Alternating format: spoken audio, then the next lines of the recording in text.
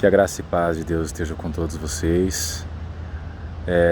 Ontem eu tive a oportunidade de estar diante da minha leitura matinal, da Bíblia, e orei para que o Senhor me ajudasse a interpretar e ter um entendimento melhor da Palavra de Deus através da ação do Espírito Santo. E me veio à mente, que nós somos ovelhas, mas numa profundidade um pouco maior. E que Cristo é o nosso pastor, E com isso, eu comecei a compreender, a nossa vida, Que se nós somos ovelhas e Cristo é o nosso pastor, como que é o trato, o que representa a vida em Cristo e o que representa a vida no mundo. E tive esse insight com Deus antes de ler a Bíblia de manhã, E entendi que quando nós estamos, aqueles que nasceram em Cristo, aqueles que desde criança tiveram esse lar, sempre estiveram dentro de um cercado onde Cristo predeterminou, colocou o pasto apropriado, a água, e oferece todo o suporte necessário para que nós, como ovelhas, vivamos nesse ambiente em paz, em harmonia, nossa comunhão entre nós, ovelhas, a reprodução da nossa espécie entre nós mesmos, compartilhando da nossa existência dentro deste ambiente favorável. Mas existe ao cercado, esse cercado que impede que os predadores invadam, existe a possibilidade de nós nos aproximarmos, e como somos ovelhas curiosas, nós temos às vezes a fraqueza de cair em algum tipo de sedução que esses predadores perto das cercas estão, E nós vamos lá por curiosidade, ouvir aquilo que eles têm para nos dizer, tal, e somos às vezes seduzidos por aquilo que é vivido fora desse cercado. E muitas vezes saímos, desse ambiente onde o pastor cuidava de nós e nós éramos abençoados por ele, vivendo numa ausência de necessidade, em paz, E vamos para uma vida onde nós possamos conquistar as coisas às vezes até maiores, mas pelo nosso próprio esforço, pela nossa própria vontade. E buscamos dessa maneira uma nova vida fora do cercado de Cristo, do nosso pastor, e lá vivemos de todas as coisas. Conhecemos outros tipos de ovelhas, com todo quanto é tipo de características, E nos misturamos com os novos costumes, praticamos outras condutas e tudo mais. Mas chega um momento que você vê que aquela ilusão que você estava vivendo não te deixava feliz. E você então entende que você está indo para um caminho onde você encontrará a morte. E você clama, berra para que o pastor te ouça. E ele, ao perceber a sua ausência, vai atrás de você, tua ovelha, e vai lá, te encontra, te pega toda ferida, toda manchada, sem pelo, suja, de tudo quanto é jeito, te traz de volta para dentro do cercado. E lá ele trata de você, trata do seu pelo, trata das suas feridas, te alimenta, te dá água, te reinsere junto às ovelhas que nunca saíram dali, ou que já saíram e foram desgarradas e voltaram, que foram curadas, e se te reinsere neste ambiente para que você volte a comunhar. Só que às vezes você realizou coisas lá fora, constituiu família, construiu coisas que te fazem sentir falta nesse novo ambiente. Então você fica vivendo a paz que você sentia que era falta, que era importante para você, mas apegado às coisas que você construiu, que eram suas, que você construiu pelo seu próprio esforço, pelo tempo que você dedicou. Mas o pastor, ele diz: vocês não precisam de nada disto. Tudo que vocês precisarem, eu darei. A comida, a bebida, a sua própria lã, não terão sarna aqui dentro, não ficarão doentes. Eu cuidarei de vocês o tempo todo. Vocês não precisam de nada além disso. O resto é vaidade. E se a gente não entende isso, não consegue encontrar paz, ao voltar, a gente fica preso na vida lá fora, mesmo sabendo que ela é uma vida errada. E aí que está o perigo, E aí que está o perigo. Então eu vou ler, para nós Ezequiel 37, que é um profeta de Deus, que viveu numa época onde Nabucodonosor estava, acho que já tinha aqui invadido, né? Na realidade não é 37, acho que é 35 ou 34, vamos ver. 36... 34. Que são as profecias contra os pastores infiéis. Mas eu vou pular essa parte, tá? Que vai de 1 até 10. E vou falar das ovelhas. Então, Ezequiel 34, capítulo 34, versículo 11 diz: Porque assim diz o Senhor Deus, eu mesmo procurarei as minhas ovelhas e as buscarei. Assim como o pastor busca o seu rebanho, no dia em que está no meio das suas ovelhas dispersas, também buscarei as minhas ovelhas. Eu as livrarei de todos os lugares por onde foram espalhadas, no dia de nuvens e de escuridão. Sim, eu as tirarei dentre os povos e as congregarei dentre as nações.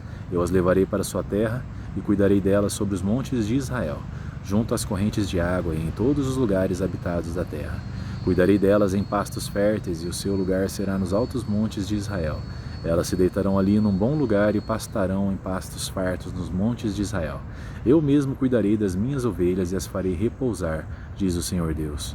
Buscarei a perdida, tornarei a trazer a desgarrada, enfaixarei a ferida, fortalecerei a enferma e vigiarei a gorda e a forte. Eu cuidarei delas com justiça. Quanto a vós, ovelhas minhas, assim diz o Senhor Deus, julgarei entre ovelhas e ovelhas, entre carneiros e bodes. Por acaso não vos basta fartar-vos do bom pasto? Precisais pisotear o restante de vossa pastagem? Não vos basta beber das águas limpas? Precisais sujar o restante das águas? Por acaso as minhas ovelhas comerão o que pisoteastes e beberão o que sujastes? Por isso o Senhor Deus assim lhes diz: Eu mesmo julgarei entre a ovelha gorda e a ovelha magra. Porque empurrais com um lado e com o ombro, empurrais com os chifres todas as fracas, até que as espalhais para fora. Portanto, salvarei as minhas ovelhas e não servirão mais de presa, e julgarei entre ovelhas e ovelhas. E sobre elas levantarei um só pastor, o meu servo Davi, que cuidará delas e lhe servirá de pastor. E eu, o Senhor, serei o seu Deus, e o meu servo Davi será príncipe no meio delas. Eu, o Senhor, disse isso. Então aqui, né, Ezequiel, Deus falando através da vida de Ezequiel, está falando já de Jesus, e como Jesus agiria com o seu povo, com o povo de Israel, de Judá, e também agora com os gentios, né, que somos nós. E isso tudo, né, Deus me mostrou, né, antes de eu ler essa palavra. Eu li essa palavra à noite. Então de manhã, 5 da manhã, a minha própria mente veio em pensamento essa conexão por nós sermos ovelha. Por que ele fala de ovelha? Que ele é o nosso pastor. E eu entendi que na nossa vida a gente costuma agir desta maneira. E aí na hora que eu li Ezequiel, confirmou aquilo que ele já tinha mostrado sobre ovelhas desgarradas e tal. E ele se cumpriu isso, né? Aí todas as mensagens que ele aplicou quando ele caminhou aqui na terra, né? As mensagens de ensino, realizando as curas dos enfermos, os paralíticos, tudo isso já estava previsto em Ezequiel. Deus tinha falado através da vida dele para o povo de Israel que um dia ele ia fazer isso. E também julgou, né? Falou para os fariseus, os saduceus e os escribas que eles não estavam cuidando do povo, que eles estavam engordando a si próprios, mas deixando todo o povo fazer tudo aquilo que eles faziam, de desobediência e tudo mais. Então, filho de Davi é por causa da descendência, né? Jesus, ele veio 14 gerações depois de Davi, então é um descendente de Davi. E então tudo se cumpriu nisso tudo. E aí, qual que foi o propósito de Cristo? Que ele mesmo diz em João 37: Todo aquele que o Pai me dá virá a mim, e de modo algum rejeitarei quem vem a mim. Pois desci do céu, não para fazer a minha vontade, mas a daquele que me enviou. E a vontade daquele que me enviou é esta: que eu não perca nenhum de todos os que me deu, mas que eu o ressuscite no último dia. João 6, de 37 a 39. E com isso, né, eu fui num culto ontem, dia 7 de maio de 2026, e conversando com um irmão sobre as dificuldades, né, que a gente tem na vida, quando a gente começa a se posicionar em Cristo, como se levantam coisas, né, que nos desanimam, que confrontam, né, o nosso ser, que fazem a gente... São coisas que, se a gente não para pensar, não aplica aquilo que a gente vem aprendido na palavra, a gente realmente vai errar e vai errar grande, porque a gente ainda tem um temperamento, uma personalidade, então é muito difícil quando você ainda não está pronto, você conseguir controlar o seu próprio temperamento, sua própria personalidade. Você tem que negar a si mesmo para agir corretamente, porque aquilo que Cristo exige de nós é um exemplo totalmente diferente daquilo que nós achamos que a gente tem que fazer, entende? E hoje ontem eu ganhei um livro, né? E quando eu abro a página da qual representa o dia de hoje, que é o livro Café com Deus Pai, aí eu não vejo coincidência nenhuma, mas a mão de Deus nisso tudo. O livro fala sobre o amor cura a rejeição. Não abandone o seu amigo nem o amigo do seu pai. Quando for atingido pela adversidade, não vá para a casa do seu irmão. Melhor é o vizinho próximo do que o irmão distante. Provérbios 27:10. Deus cura as feridas da rejeição e nos torna capazes de amar. O texto que esse homem de Deus, Júnior Rostirola, escreve aqui é assim: o texto que selecionei para hoje é muito forte. As feridas mais profundas que as pessoas carregam normalmente são causadas por rejeição. Todo mundo já sofreu, ou vai sofrer, pelo menos uma rejeição durante a vida. Se Jesus, que é perfeito, foi rejeitado, que dirá nós? Não podemos, porém, ser hipócritas e dizer que jamais rejeitamos ninguém. Não é verdade. Se fosse possível entrevistar todas as pessoas que já passaram pela nossa vida, independentemente se ficaram por poucos segundos ou por longas décadas, estou bem certo de que encontraríamos pelo menos uma rejeitada por você, por nós. Também deve ter havido gente ferida por mim, por ele, autor. Mas saiba que é algo que tento evitar e que busco retratar ao máximo, ele diz. Algo importante que ele aprendeu em relação ao tema da rejeição na Bíblia é que não devemos abandonar as pessoas quando elas mais precisam de nós. Não importa se era alguém difícil de lidar, nem se foi por impulso. Trata-se de um filho de Deus Pai, digno da graça divina. E em Tito 3,7 lemos: Ele o fez a fim de que, justificados pela sua graça, nos tornemos os seus herdeiros, tendo a esperança da vida eterna. Para avaliar alguém devemos usar a régua divina, não a humana, pois a métrica humana não inclui a graça. Devemos então nos basear na graça, não no desempenho, na beleza ou no esforço do outro. Desafio você, ele diz, a procurar no seu íntimo as marcas de rejeição que você carrega ou que causou no próximo. Ore pedindo a Deus Pai, em nome de Jesus, que livre tanto você como os demais das amarras da rejeição. Senhor Deus e Pai, eu te agradeço por esta mensagem, por esta palavra, Pai, por este ensino.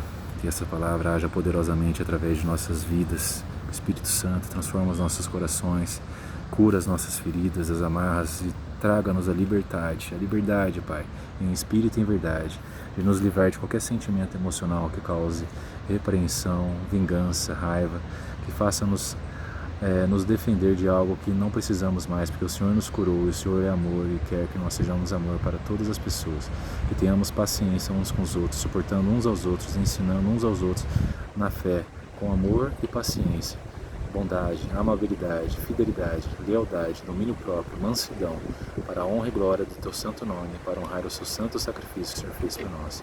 Louvado seja o Teu nome, em nome de Jesus eu oro. Amém. E é exatamente isso que eu penso, meus amigos. É muito difícil, mas quando você aplica por Cristo, reconhecendo aquilo que Ele fez por você e obedece, mesmo que você vai ser injustiçado e tudo mais, porque não é fácil, a gente erra, os outros erram com a gente, mas a gente que sente, mesmo sendo que você sente que você foi prejudicado, mas você já tem isso em você, o primeiro passo tem que vir de você. Você que já tem o amor, que reconheceu e reconhece, tem que vir de você. Aquele que ainda não possui essa característica, que não desenvolveu essa parte, ele ainda não vai conseguir aplicar isso. Então você tem que partir de você, até que a outra pessoa consiga desenvolver isso. E ore para que Deus haja através do Espírito Santo na vida desta pessoa.